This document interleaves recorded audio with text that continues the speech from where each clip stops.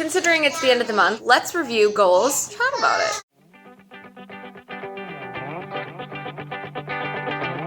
Goal number 1, welcome. I don't actually think we've changed since last month. Goal number 2, I just updated you on that. Goal number 3, I have been wearing my watch every day since I got it. Sometimes I don't wear it at night, but like daytime, I've been wearing it every day. So I think we're doing pretty good. I feel like by the end of the year, it's gonna be just habit to wear it all the time. We'll see how like the labor baby, that part changes things. I'm interested to see how October shifts stuff for me. Number 4, no change. Number 5, I queried 2 more agents this month. It was on my list. And one day I was like, I'm just gonna do this. And I did. It was great. I'm also excited because I feel like those queries are almost a little bit better, quote unquote, just because I've made some major changes to my first chapter. And I feel like it's really increased the story and empowered my writing a lot. I'm not totally done with the edits for the first chapter, but it's felt really good anyway, so I was really excited. Number 6, I'm on track. I'm actually ahead because I have a video coming in a couple of days in August. So I've got August video pre-scheduled because I've had all these ideas, which has been very exciting. And then I've posted some extra content because of my birthday party. So again, if you're not following me on Instagram, you totally should. Well, this video will come out after my birthday prep video, but I was like, as soon as I had my party, like as soon as people were there and saw everything, I started posting stuff and like showing the different like displays and everything, because it was like this huge secret and I was so excited. Like it was a huge surprise, not a secret, a surprise. And it was just so very exciting. So anyway, lots of extra content on there if you want to check me out. Number 7, no real change, although I will say, so on this one, we have 2 medical bills. That's all we have left to pay for this goal.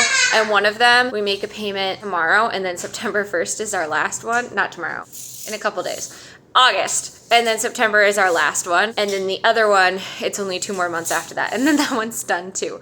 Because we're working on multiple financial goals, I am hopefully going to be booking a wedding in the middle of August it's for next year. Long story. Anyway, so if I do that, I'm just waiting for them to fill out their contract and then they've got to send their payment and everything like that. If everything goes smoothly with that, because sometimes people change their mind or they forget or whatever and things get delayed, which is totally fine. In which case, we just kind of adjust. With that payment, I could pay off the medical bills faster, but because they can't charge interest on medical bills that haven't gone like to a collection company, it's 0 interest. So the whole reason that we could have paid it up front the whole time, but the whole reason that we never did was because A, it's already applied to our deductible, which affects our insurance for later, and B, we made it just kind of like a monthly payment for a little while so that we could put more of our funds into the other financial goals that either do have interest or we're trying to like prepay,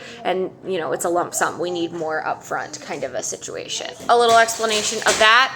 Goal number 8, no change. Technically, no change. We decided we were going to put some money into savings instead of like pushing forward on this goal a little bit, just because that's what Gregory wanted to do and I was totally okay with it. Because then the following month, we should be able to take some of that savings, like a part of it, but not all of it, and then completely finish this goal. We'll see though, because we've got a contractor coming in on Friday to talk through when their start date is, what the quote is, all that good stuff so that we know like what's up. Number 9, no change. Number 10, like I said, we've got a contractor coming on Friday for this. So excited to hopefully get a quote, make our decision, and then have a start date. Number 11, we've been doing this very consistently. It was a special month this month, and we went out a few times because my birthday, our anniversary, and then just like the general going out for the month. It's been fun. Goal number 12. Did I book anything last month? We're getting closer. We're like halfway there. Number 13, no change. Number 14, no change. Number 15, no change. Wow, I really gotta focus on those last 3. I feel like every year I have like 3 goals that I don't accomplish, 2 goals that I like partially accomplish, and then I get like 10 totally solid. It's very interesting, and you can look at that and go, oh, well, you only have like a 2/3 success rate, which isn't great. And Sure, I could either set easier goals or like more attainable goals, but goals aren't always meant to be met in the moment. There's also a lot of stuff that's not on here that we've done or things we didn't think we'd get to do this year. Like at the beginning of the year, I talked about how a couple of these I didn't think would ever happen that are more than likely going to happen, whereas others, it's just I'm not consistent, and that's a me thing, and I've been spending my time trying to better myself in that way. This is something that I share not to show like, look at all this stuff that I did, but more like this is the struggle. Like if you've noticed the past how many months I haven't worked on these 3 things, and that's normal, that's okay, but we review it, we talk about it, and that's what makes us better, right? That's what shows improvement, is that we're trying every day, whether or not we get there. It's okay to not accomplish a goal. If you don't reach a goal fully, that's okay. That's why it's a goal and not a requirement. Right? It is not a requirement for me to do any of these things to live my life the way that I need to. They're things that I want. And wants are not the same as needs, and my needs are being met. So all these goals, all these wants, they're just extra. And I just want to take a second to remind us that like, if you feel like, hearing this, you aren't doing as much, or if you're feeling like, oh, well, you're not doing a very good job, I just want to remind you that, A, success is measured by your own standards.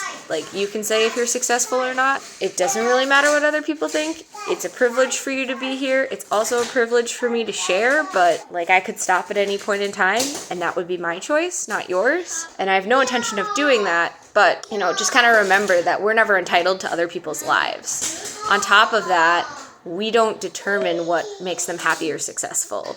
We only determine how we respond to those things. And in our own lives, it's okay to not meet every goal that we set for ourselves. It's okay to say that we are going to or want to do something and then end up not being able to. That is life. The more that we get used to that disappointment without it allowing us to be lazy, the better and more realistically we can walk through life understanding what life is about. That's the July end of the month review, update on some things and where we're at this morning. Hello everyone. Before we do our update, we went and picked flowers today. And my lighting's really bad because it's late, but Gabriel made 2 bouquets with this one has lots of pinks. And then this is his other one. So fun. We had so much fun.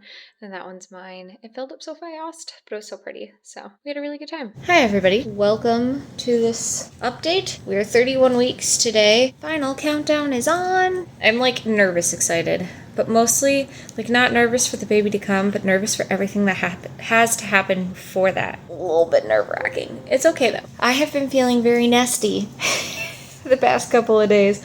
Yesterday, Gabriel threw up on the couch, so I had to wash all of the couch cushions and like clean it off. I didn't want to take the vacuum out when I was cleaning off like the bottom of the sofa because it was at night, so I swept it to get all the like crumb and dust and stuff out, and that worked really well. Washed the covers on all the cushions, put it all back together. It looks as great as our couch is gonna look, so that was really nice. And then I like moved the couch, like took it apart into pieces and moved it around and swept underneath it, took out all the toys and everything. And then today I had my toys sitting in boxes, and my sister-in-law and her son were coming over today. And I was like, I want the toys to be in like a manageable space when they get here, because I don't want it to be like extra overwhelming on top of like the general overwhelm of like having people over, So I went through all of the toys. I also got really excited about it and rearranged a bunch of furniture because I just couldn't do just the toys, since I knew I was gonna do the furniture really shortly afterwards anyway. I still have to prep the room for like putting the baby stuff in, but I'm not going to really like do any of that until I wash the baby clothes. So I don't have a plan to do that for a little while. But in that line of thinking, a couple days ago, sometime in the past week, Gregory swept and mopped all the hard floors in the house because he loves me because I really needed to do it, and then I ran out of time and I had an appointment to go to, my 30-week appointment, which I will talk about in a minute, and so he did it for me and it was great. And now it feels like the whole house is getting cleaner day by day. And like when I was in the boys' room, we like vacuumed out their vent because it was super dusty. We got under all the surfaces and just all the dust is gone, which was not great for my nose while I was getting the dust up. But now that it's gone, it's great stuff. And I decided to wash the second set of sheets. We're just going hard. We're going hard. My room is on the agenda, but tomorrow I'm cleaning the bathroom. So good stuff, great stuff, right? Anyway, 30-week appointment. I went and I call her my secondary midwife just because I don't see her as much as my primary midwife, but they're a team, so they're both technically my primary midwife. I just see her less. Anyway, or have seen her less because they just started like as a partnership in like June or something. Point being, I went and saw her and I got my sacroiliac therapy after my appointment, which I was slightly late for, which is great, but you know, is what it was. It was what it was. And the therapy was good. It helped me like unwind a lot. I wanted to go to the chiropractor the next day because I was scheduled to, but then my chiropractor ended up having something going on. I don't know what it was. And he's not back until like Tuesday next week. And of course on Tuesday, I have my maternity pictures. I'm going on Tuesday. He's coming back on Monday, but on Monday I have a dentist appointment and then I'm watching my nephew. So I was like, well, that's not going to work. So we're doing it Tuesday, which is almost a week later. In the past week, I tried an inversion, which if you don't know what that is you like lean upside down with your like butt in the air. And you're supposed to do it for a short period of time off of a like higher surface. So I did it off my couch and my baby like hangs out on my right side and sometimes will like poke up into my stomach in a way that's really, really uncomfortable. And so what an inversion does is it allows your baby to get up off your pelvis and then slide back down into like a different position. It's really good for like later in pregnancy. They want you to do it a specific way so that you can make sure that baby is head down. But at this point in time, baby's too little. They're going to move around anyway. And it just really helped. So I just did one again tonight because I was having the same pain in my like upper right side.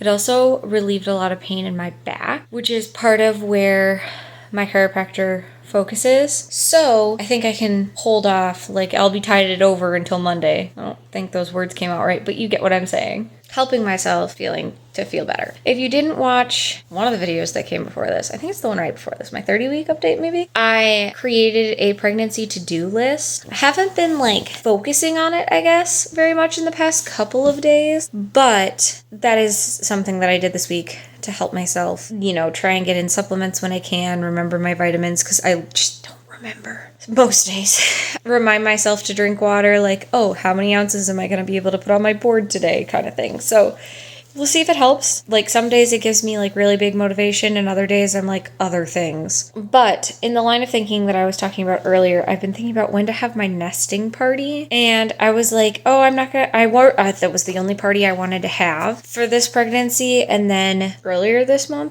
in July, I was like, oh yeah, it's not going to happen. Like everything got too chaotic. Every single day that I have available is busy. No one wants to come to another thing at my house. Like, it's fine, whatever. But I think I'm going to do something a little more informal, kind of like how I'm doing mom's night and just see how it rolls. So I'll just like pick an evening or like afternoon evening kind of thing and just, this is the day that I'm going to do these nesting projects and like things that I need to get done. I would love your help, blah, blah, blah, blah. Come if you can. So that's the goal. We'll see how it goes. Oh, I've got something to do tonight that I just remembered. So those are generally the big things. I thought a couple days ago, it was over the weekend, that I had some extra swelling in my feet, but I think that's just because I was dehydrated, which when I had my appointment that day, I woke up and was like super, like my heart was racing. I wasn't dizzy, but my heart was racing. And then I kept getting like a little bit dizzy. And then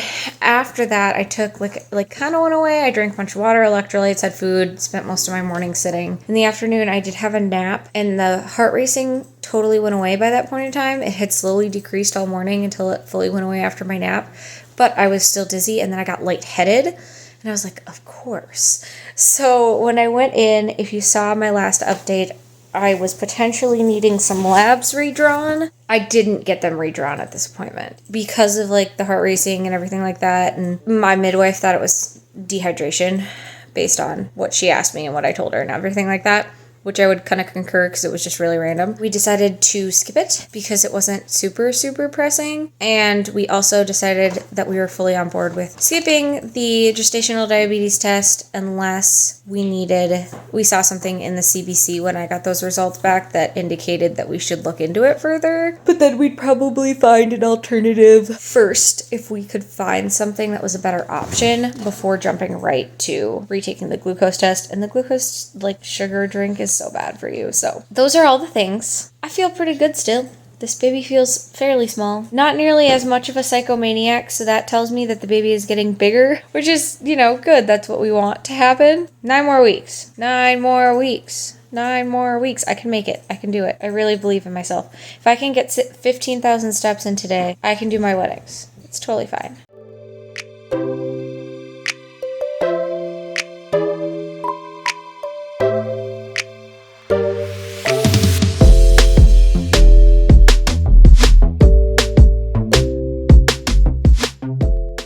Love, Genevieve.